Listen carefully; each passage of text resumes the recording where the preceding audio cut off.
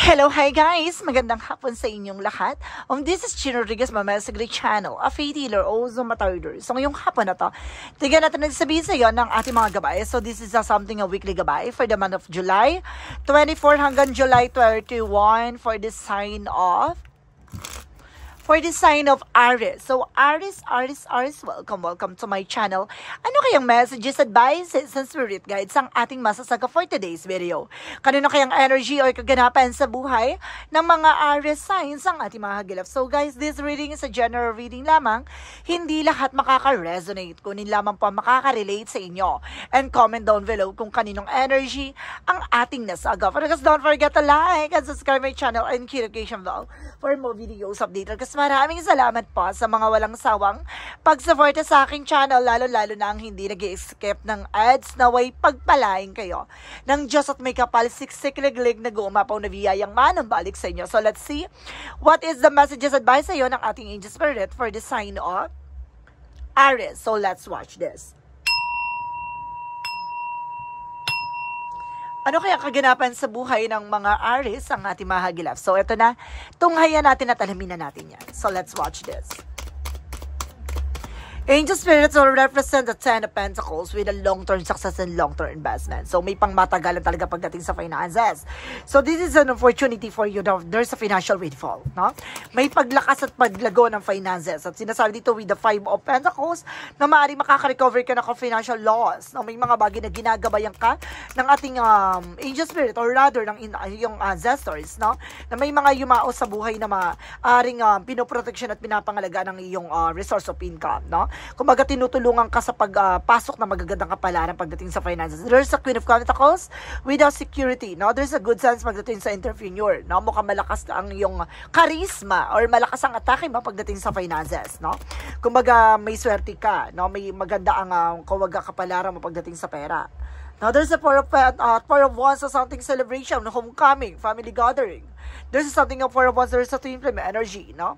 Maring connected to with something a success. No, there's something Four of Wands by higher level commitment. No, there's something wedding, engagement, proposal, or there's something celebration. There's the Moon card for a truth reveal. Na may mga bagay na may ilalantad dito, may mga bagay na may ipapakita sa dito yung ating mga gabay na maaaring pumasok sa panaginip mo. Or there's something intuition. No, there's something prediction. So let's see additional messages. So this is something a Three of Cups. So there's something a third party involved, or either family related or family relatives. No, there's something a Three of Cups with something of a friend of yours. No, let's see what is the Ten of Pentacles. So this is something a Queen of Swords, a bigger picture. No, unti-unti mo na makikita. No, kumbaga nakaka-recover ka na or either kumbaga lalaki na ang ipon nyo dito. No, parang nakaka-recover na kayo sa financial loss or financial crisis or financial difficulties. No, kumbaga mababayaran na yung mga utang-utang. No, yung mga loans mababayaran na. This is the Five of Pentacles, represent the Temperance for a perfect timing or divine intervention. No, paalala sa'yo na kumbaga iwasan mo na yung mga dating yung gawain. No, para hindi maulit-ulit yung mga bagay na nangyari, no? Like, kumbaga, may inaasahang pera, tapos ipapangutang, no? Iwasan yung ganon, no? Yung pangungunahan. The Queen of Pentacles represent the Chariot card. You need to take an action for this, no? Kumbaga, may pagkilos at paggalaw dito pagdating sa finances. Dapat hindi ka nag-iisip na, kumbaga, may daring ng pera. Kailangan, para tuloy-tuloy yung trabaho mo. Tuloy-tuloy yung, kumbaga, pag-iisip na mga magagandang kapalaran sa'yo. This is something of Four of Wands. Represent the Hermit card. So, this is something a soul searching and soul enlightenment or something spiritual, no, involvement, no, maaring kumbaga connected to with love life, no, maaring kumbaga there's something a soul ties, no, soulmate, no, there's a soul contract, no, maaring kumbaga twin flame energy, no, there's something a soulmate, no. Then let's see what is the Moon card. Represent the Knight of Cups with an offer, proposal. No, this is something email or messages na matatanggap. No, there's some dreams na maaring pumasok sa panaginip mo talaga, na maaring magkaroon ng mensahe. No, this is something offer. The Three of Cups represent what? So this is something Empress card for revert. No, may babae talaga, there's a third party, guys, na may babae ditong involved, no. Meron ditong kumbaga, mayroon ditong babaeng kumbaga involved with the third party. So let's see what is the Ten of Pentacles and the Queen of Swords. So this is something, 6 of Pentacles with the giving, receiving something by the universe. No, may tulong talaga ng iyong mga gabay. No, may tulong din dito ng iyong mga ancestor guides. No, this is something of financial windfall or something financial flow. So let's see what is the 5 of Pentacles and of course the Temperance.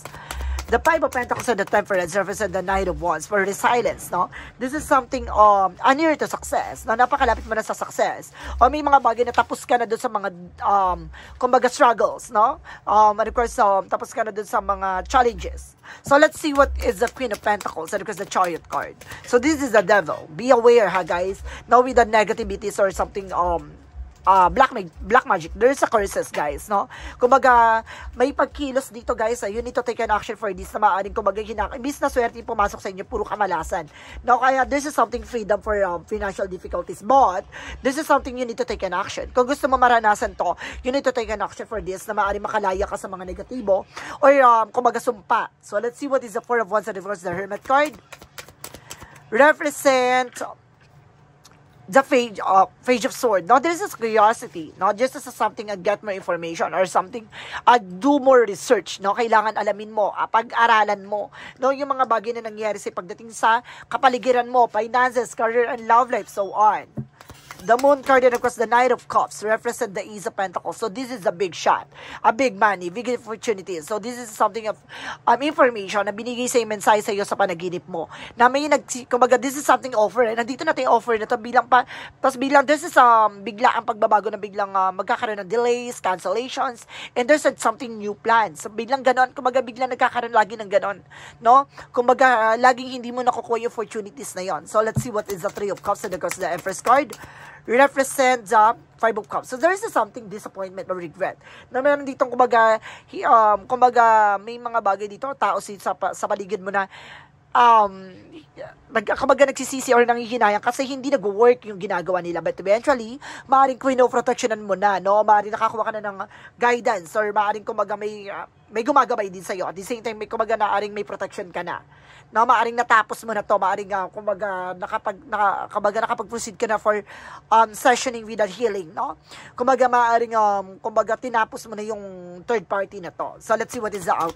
Gusto ko madagdagan information dito. Additional messages.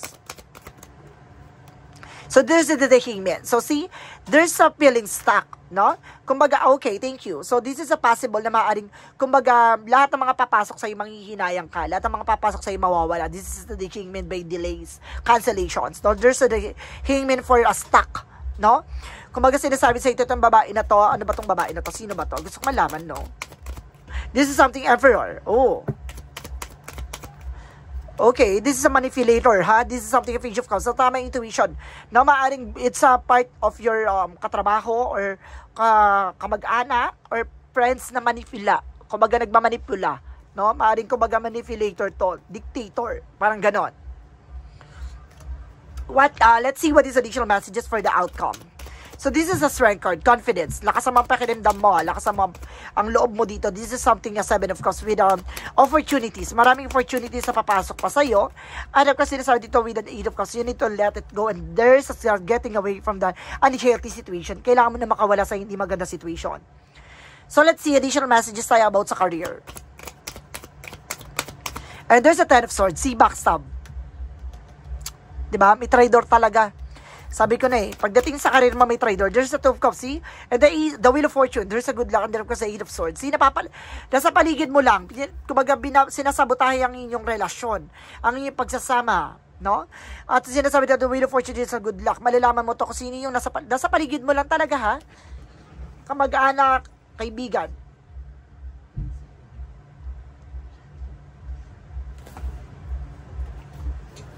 So, let's see, guys, no? What is additional messages?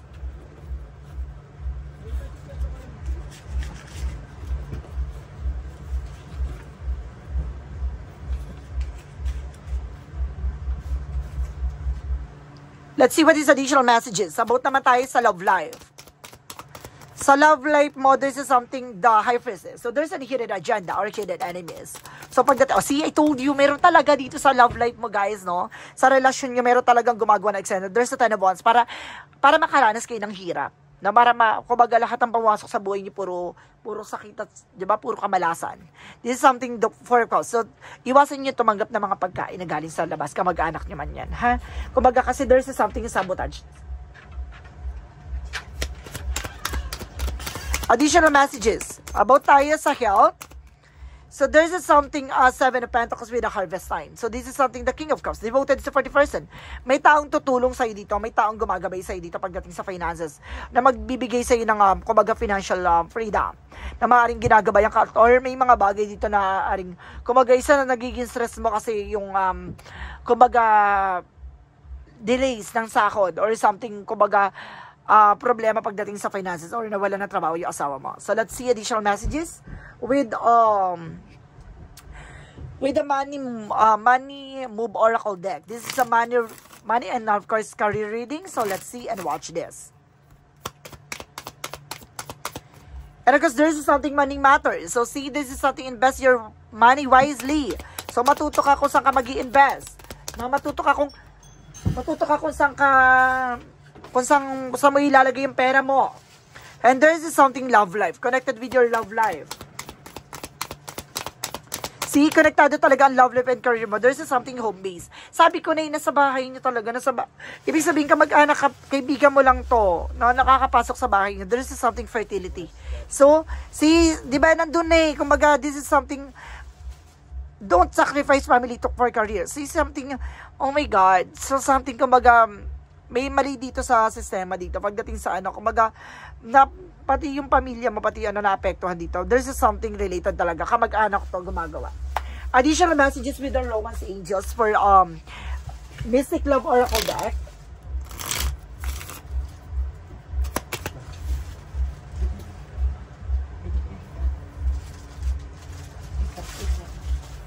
So let's see what is additional messages with an Angel Spirit for Romance Angel. So let's see. Ano chika sa'yo ng ating gabay? So this is something bliss, happiness. So magiging masaya ka at magiging maligaya ka, no? In the near future. At the same time, there's something bonding. So see, there's something bonding with your love life, loved ones. So this is something hurting, no? Kung may mga bagay na nasasaktan ka o may mga bagay na nangihirap as of now. So let's see what is additional messages tayo with Yin and Yang Oracle card. For Yin and Yang Oracle card, represent what? And there's a thought, no? Kumaga, ano to eh, may gayuma. Oh my God. May pumapasok sa isipan mo, guys, ha? Maraming kumaga gumugulo sa utak. Lutang kayo para sa person mo, no? There's a possible na kumaga, nahihirapan ka di kayo sa pagtulog. And there's a guarded. Balisado kayo. And there's a something guarded, no? Kumaga, you're feeling vulnerable. Parang feeling nyo, parang na, kumaga, puro problema na lang yung nangyayari sa inyo. There's a suffering, see? There's a lack. Kumaga, oh my God. Kumaga, may nararanasan kayong hirap at kumbaga kamalasan talaga, no? So let's see what is the magical fairy messages. And of course there is do some research. Kumbaga kailangan nyo itong tuklasin, alamin nyo kung sino at kung saan to. And there's a let go. Kailangan nyo pakawalan, iwasan at alisin. So let's see what is additional messages, and of course the synchronicities represent what? And there's a creativity, no? Kung gumawa ka na isang bagay na magpapaganda ng eksena or parang surroundings mo or parang yung aura, no? There is something planting seeds, no? Kailangan niyo maglagay ng mga halaman-halaman na, guys. Meron ditong halaman na parang takot sa mga ano eh, no? Para hindi kayo napapasukan ng mga negativities. And there's a community, no? Sabi ko na nasa paligid niya lang talaga eh. It's either kapitbahay to, kamag-anak. Pero more on, ano to, kamag-anak to eh. So, let's see what is an angel's answer. For an angel's answer, represent what? So, there's an in the near future, no? Kumbaga malapit na ang future mo, guys. So, there's something romance, no? Connected with your love life talaga. At the same time, there's something opportunity. Maraming opportunity papasok sa buhay nyo together with your person. So, let's see what is additional messages with an angel spirit. For the Archangel Michael messages. And romance angels are helping you. No? Kumbaga pagdating sa love life, ginagabayan ka raw ng ating angel spirit. And this situation is already resolved, no? See, nasolusyonan na yung problema mo, maaari nakapagpagamot ka na, or nakapag-set ka na ng boundaries pagdating sa iyong, sa bahay nyo. Nalagyan nyo ng protection. And the person you're asking is about trustworthy. Yung taong kinakausap mo yung mapagkakatiwalaan mo naman daw. So, let's see what is the energy represent what?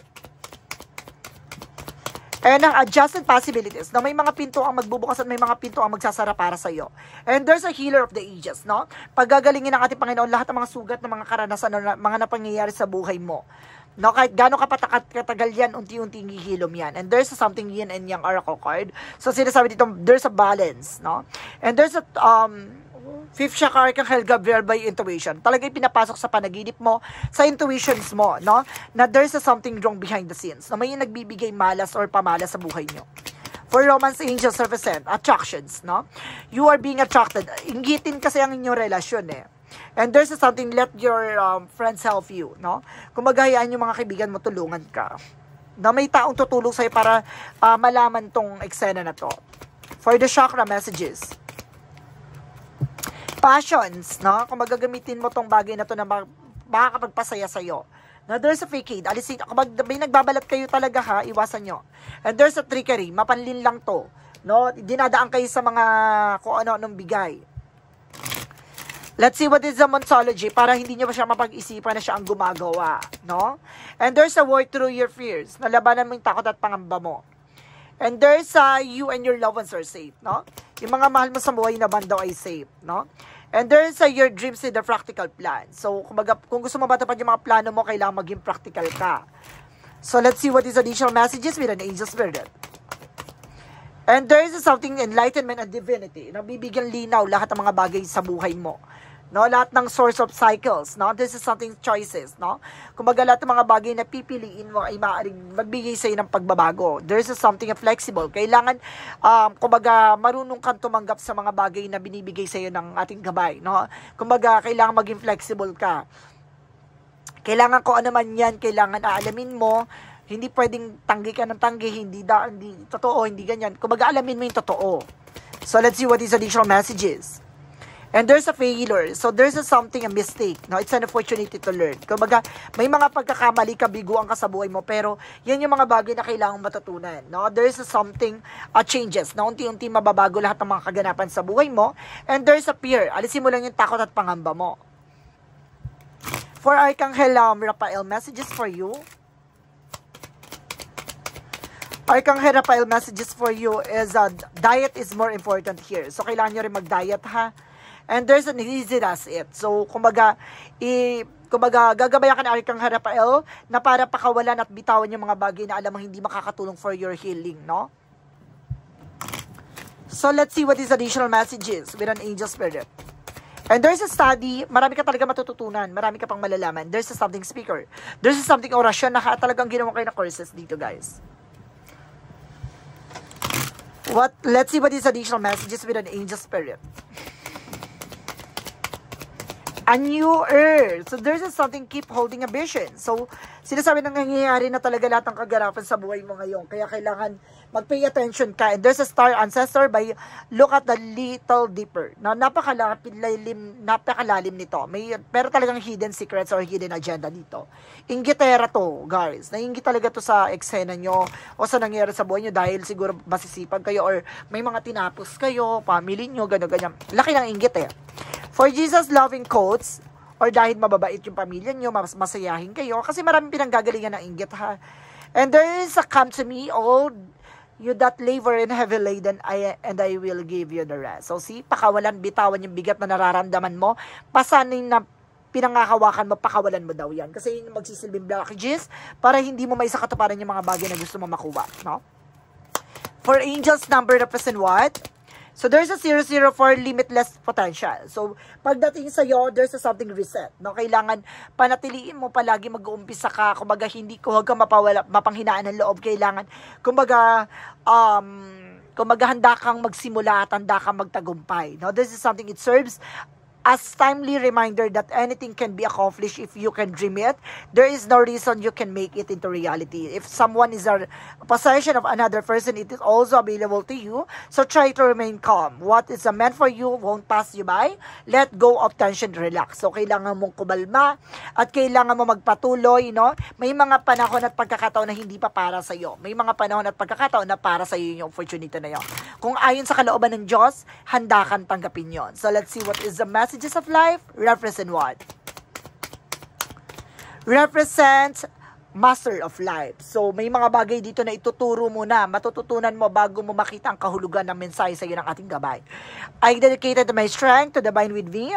I aligning myself with the sovereignty of my life. My ego step aside as listen to my inner voice and accordance with the truth I hear. In this way, I become the master of life.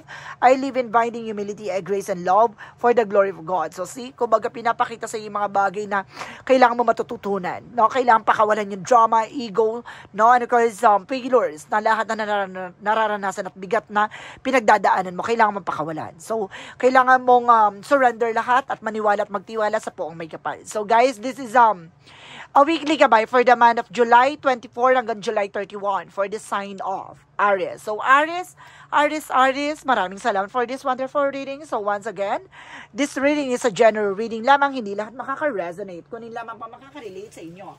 And comment down below kung kaninong energy ang ating nasagap. Don't forget to like and subscribe my channel and hit notification bell for more videos updated. Kasi maraming salamat po sa mga walang sawa pag-support sa aking channel, lalo-lalo na ang hindi nag-skip ng ads na way pagpalain kayo.